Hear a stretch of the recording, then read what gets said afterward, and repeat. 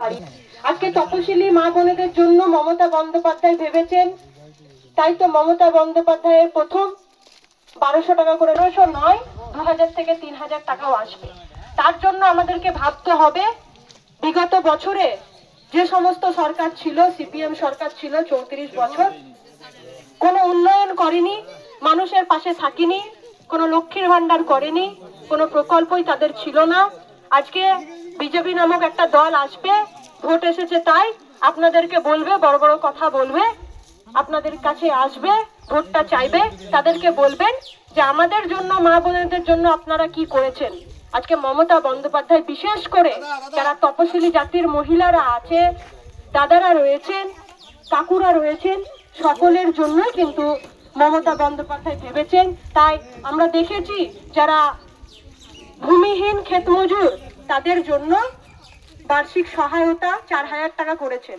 যারা পরের জমিতে নির্ভরভাবে থাকতেন, কাজ করতেন, নিজস্ব যাদের জমি নেই, তাদের জন্য মমতা বন্দ্যোপাধ্যায় ভূমিহীন ক্ষেতমজুর সেটা সহায়তা করে চলেছেন। আমাদেরকে ভাবতে হবে, মমতা বন্দ্যোপাধ্যায়কে জিতাতে হবে। আগামী দিনে আমাদের প্রকল্প যাতে অব্যাহত থাকে সেটা আমাদেরকে চিন্তা ভাবনা করতে হবে, মমতা বন্দ্যোপাধ্যায়ের পাশে থাকতে হবে। তাই তো বলি 23শে এপ্রিল আসছে দিন, মা বোনেদের অনুরোধ করব জোড়া ফুলে ভোট দিন। তাই আমি বেশি বক্তব্য দীর্ঘায়িত করব না, আমাদের আরো নেতৃত্বরা আছে, ওনারা দু এক কথা বলবেন। আমি সকলকে আমাদের জাতীয়তাবাদী সবুজ অভিনন্দন জানিয়ে আমার সংক্ষিপ্ত কথা এখানে শেষ করলাম। জয় হিন্দ, বন্দে মাতরম, তৃণমূল কংগ্রেস জিন্দাবাদ, মমতা বন্দ্যোপাধ্যায় জিন্দাবাদ, ডক্টর আশিস বন্দ্যোপাধ্যায় জিন্দাবাদ। আমি আইন অঞ্চলের সভাপতি আজিজুল ইসলামকে কিছু বলার জন্য অনুরোধ করছি। বন্দে মাতরম।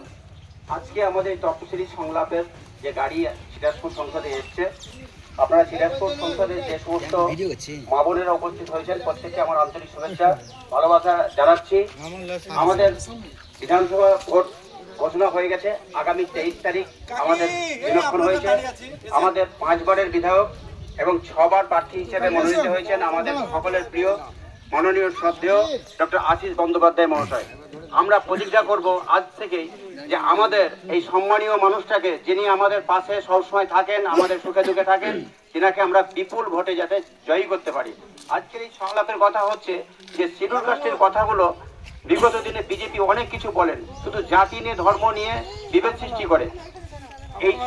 এই সম্প্রদায়ের জন্য তারা কিছু করেনি, কিন্তু মমতা ব্যানার্জি 15 থেকে 1700 টাকা বাড়িয়ে দিয়েছেন এবং আগামী দিনে আপনাদের কথা ভাববেন। ভূমিহীন ক্ষেত মজুরদের কথা